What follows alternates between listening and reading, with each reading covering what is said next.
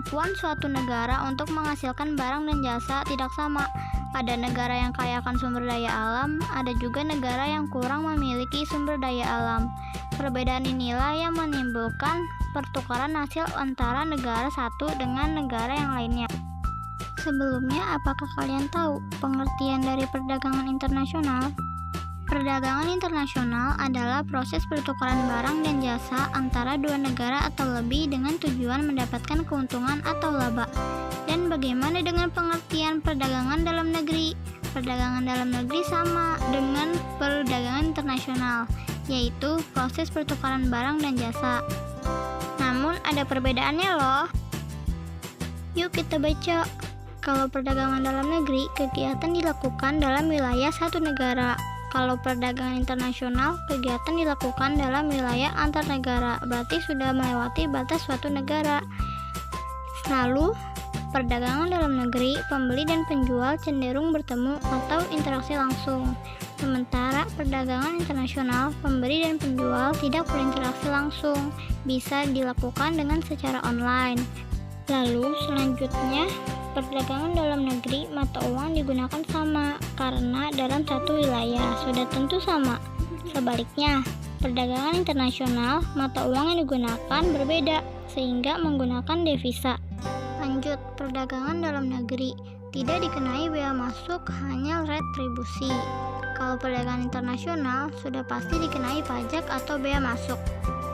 Lalu perdagangan dalam negeri biaya angkut lebih murah, sedangkan perdagangan internasional biaya angkutnya lebih mahal. Lalu untuk perdagangan dalam negeri kualitas barang bervariasi, sedangkan perdagangan internasional kualitas barang harus mengikuti standar internasional. Selanjutnya yang terakhir, perdagangan dalam negeri peraturan perundang-undangan sama atau hukum nasional.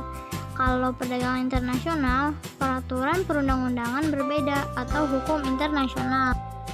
Adapun faktor yang mendorong terjadinya perdagangan internasional, yaitu yang pertama, perbedaan sumber daya alam yang dimiliki oleh setiap negara. Keunggulan yang dimiliki oleh suatu negara dilihat dari keunggulan sumber daya alam yang disebut keunggulan absolut. Apa sih keunggulan absolut? Keunggulan absolut adalah kemampuan suatu negara untuk memproduksi barang atau jasa yang tidak dapat diproduksi oleh negara lain. Kedua, perbedaan tingkat kualitas sumber daya alam. Yang ketiga, perbedaan ilmu pengetahuan teknologi. Keunggulan suatu negara yang dapat memproduksi barang dengan biaya produksi yang lebih murah dibandingkan negara lain disebut comparative advantage atau keunggulan komparatif. Keempat, perbedaan budaya suatu bangsa. Terakhir yang kelima, perbedaan lain yang mempengaruhi perdagangan internasional, yaitu perbedaan harga barang, perbedaan upah dan biaya produksi, serta perbedaan selera. Selanjutnya, ada manfaat dan hambatan perdagangan internasional. Setiap perdagangan bertujuan untuk mencari keuntungan. Dalam perdagangan internasional, selain untuk mencari keuntungan, ada beberapa manfaat yang diperoleh. Apa aja manfaatnya? Nah, ini dia manfaat perdagangan internasional. 1. Setiap negara dapat memenuhi kebutuhan akan barang dan jasa. 2. Setiap negara dapat menciptakan spesialisasi produk, yaitu membuat barang produksi yang khusus, yang memiliki ciri khas yang tidak dapat dihasilkan oleh negara lain. 3. Penduduk dari negara yang melakukan perdagangan akan mendapatkan barang yang mudah dan harga yang murah. 4. Mendorong kegiatan produksi. 5. Setiap negara dapat meningkatkan hubungan persahabatan antar negara. 6. Kegiatan produksi dapat meningkatkan hasil sehingga perusahaan bertambah maju dan membuka kesempatan kerja. 7. Mendapatkan negara meningkat melalui perolehan devisa hasil ekspor. 8. Mendorong kemajuan ilmu pengetahuan dan teknologi karena masing-masing negara ingin meningkatkan kualitas dan kuantitas barang. 9. Mendorong pertumbuhan ekonomi dan menyerap banyak tenaga kerja sehingga dapat mengurangi pengangguran. Lalu ada juga hambatan perdagangan internasional. Apa sih hambatan perdagangan internasional?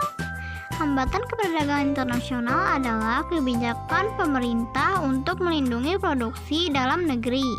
Kebijakan untuk melindungi produk dalam negeri disebut proteksi.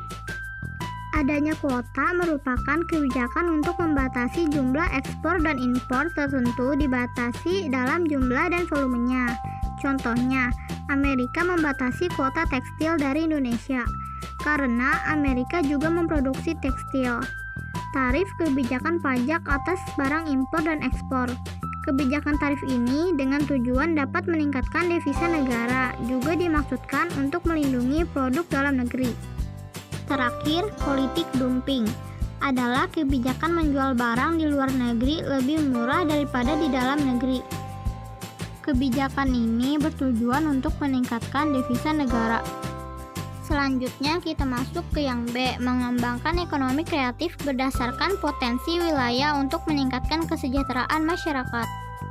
1. Konsep ekonomi kreatif. Kreativitas adalah kemampuan seseorang untuk melahirkan sesuatu yang baru, baik itu berupa gagasan maupun karya nyata yang relatif berbeda dengan yang ada sebelumnya. Gambar di atas memperlihatkan usahanya dilakukan untuk memperkenalkan hasil ekonomi kreatif. Salah satunya ada Braga Festival yang ada di Bandung dan Pekan Raya Jakarta. Perekonomian mengalami transformasi yang tadinya berbasis sumber daya alam diikuti menjadi berbasis sumber daya manusia.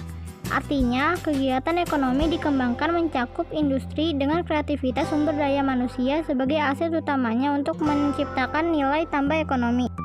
Pemerintah mengidentifikasi lingkup industri kreatif mencakup 14 subsektor yang meliputi periklanan, arsitektur, pasar seni dan barang antik, kerajinan, desain, fashion mode, film video dan fotografi, permainan interaktif, musik, seni pertunjukan, penerbitan dan percetakan, layanan komputer dan piranti lunak, radio dan TV, serta riset pengembangan.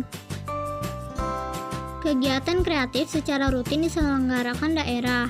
Beberapa daerah diantaranya adalah Jakarta, misalnya Festival Kota Tua, PRJ, Jakjas, Jikfest.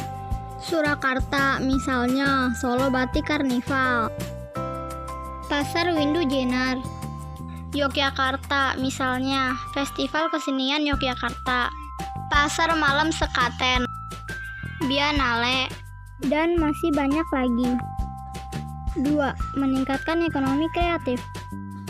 Bagaimana upaya yang dilakukan dengan sistem ekonomi Indonesia untuk meningkatkan ekonomi kreatif? Sistem ekonomi Indonesia memiliki acuan yang jelas yaitu UUD 1945, yaitu sistem ekonomi Pancasila yang di dalamnya terkandung demokrasi ekonomi. Untuk mengembangkan ekonomi kreatif, pemerintah memiliki strategi dengan melaksanakan pembangunan secara terintegrasi antara masyarakat, swasta, dan pemerintah. Beberapa strategi tersebut antara lain: A. Menyiapkan insentif untuk memacu pertumbuhan industri kreatif berbasis budaya. B. Membuat roadmap industri kreatif yang melibatkan berbagai lembaga pemerintah dan kalangan swasta. C. Membuat program komprehensif untuk menggerakkan industri kreatif melalui pendidikan, pengembangan sumber daya manusia, desain, mutu, dan pengembangan pasar.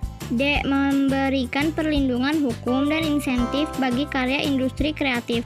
E. Membentuk Indonesia Creative Council yang menjadi jembatan untuk menyediakan fasilitas bagi para pelaku industri kreatif. Lalu Kementerian Perdagangan melakukan upaya pengembangan ekonomi kreatif untuk mewujudkan strategi pemerintah dengan langkah sebagai berikut. A. Pengembangan database ekonomi kreatif Indonesia yang didukung dengan teknologi informasi. B. Peningkatan penggunaan teknologi melalui program kemitraan. C. Pekan Produk Kreatif Indonesia. D. Festival Ekonomi Kreatif. E. Wahana Kreatif. F. Peningkatan jangkauan dan efektivitas pemasaran. G. Riset ekonomi kreatif dan fasilitas pemberian insentif yang mendukung inovasi.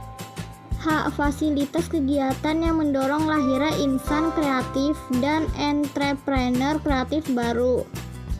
I. Kegiatan fasilitas kegiatan yang mendorong lahirnya insan kreatif dan entrepreneur kreatif baru untuk merangsang terciptanya insan kreatif dan entrepreneur baru di Indonesia. J. Penciptaan identitas lokal daerah tingkat 1 dan 2 serta identitas nasional. Selanjutnya, kita masuk ke bagian yang C. Memanfaatkan persaingan sebagai peluang untuk meraih keunggulan ekonomi bangsa. Pada subbab A, kalian telah belajar tentang perdagangan internasional. Faktor yang mempengaruhi terjadinya perdagangan internasional antara lain keunggulan komparatif dan keunggulan mutlak atau absolute advantage. Keunggulan absolut mencerminkan perbandingan produktivitas satu orang, perusahaan, atau negara dengan orang lain. Keunggulan komparatif didasarkan pada biaya peluang relatif antara orang, perusahaan, atau negara. Dalam perdagangan internasional, keuntungan komparatif lebih penting daripada keuntungan absolut. Selanjutnya kita masuk ke bagian D, pengembangan pusat-pusat keunggulan ekonomi untuk kesejahteraan masyarakat. 1. Pusat-pusat keunggulan ekonomi. Yang pertama ada Pusat Freeport Indonesia. PT Freeport Indonesia adalah sebuah perusahaan afiliasi dari Freeport, MC, Moran, Covert, dan Gold's Inn. Freeport Indonesia memasarkan konsentrat yang mengandung tembaga, emas, dan perak ke seluruh penjuru dunia. Yang kedua ada Perusahaan Tambang Minyak Negara (PTMN). Beberapa contoh kilang minyak di Indonesia sebagai berikut. 1. Kilang Pangkalan Brandan. 2. Kilang Dumai atau Sen Pakning di Riau. 3. Kilang Cilacap. 4. Kilang Balikpapan. 5. Kilang Kasim. 6. Kilang Balongan. 7. Kilang Cepu. Ketiga, Batik Indonesia. Batik merupakan salah satu hasil ekonomi kreatif yang dikembangkan di Indonesia sejak dulu. Batik adalah kerajinan yang memiliki nilai seni tinggi dan telah menjadi bagian dari budaya Indonesia. Batik adalah kain bergambar yang pembuatannya secara khusus dengan menuliskan atau menggerakkan malam pada kain itu. Dilihat dari tekniknya, batik dibagi menjadi 3. 1. Batik tulis. 2. Batik cap. 3. Batik lukis. 2. Pengaruh pusat-pusat keunggulan ekonomi. Pengaruh yang ditimbulkan tersebut dapat bersifat positif dan negatif, antara lain A. Migrasi penduduk. B. Transportasi. C. Lembaga sosial ekonomi. D. Pendidikan. Yang terakhir E. Pekerjaan. Sekarang kita masuk ke bagian E, yaitu pasar bebas. Pasar bebas atau dikenal juga dengan perdagangan bebas adalah kebijakan di mana pemerintah tidak melakukan diskriminasi terhadap impor atau ekspor. Kebijakan perdagangan bebas umumnya mempromosikan hal-hal seperti berikut. 1. Perdagangan barang tanpa pajak termasuk tarif atau hambatan perdagangan lainnya. 2. Perdagangan jasa tanpa pajak atau hambatan perdagangan lainnya. 3. Akses ke pasar yang tidak diatur. 4. Akses informasi pasar yang tidak diatur. 5. Perdagangan jasa tanpa pajak atau hambatan perdagangan lainnya. Adapun beberapa macam organisasi ekonomi dalam rangka perdagangan bebas sebagai berikut. 1. Masyarakat Ekonomi ASEAN atau MEA. 2. ASEAN Free Trade Area atau AFTA. 3. ASEAN Pacific Economic Corporation atau APEC.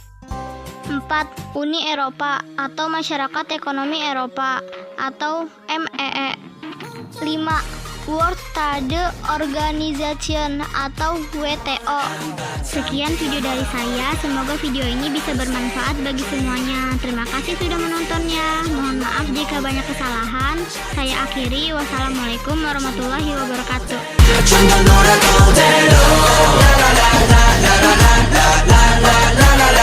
La la la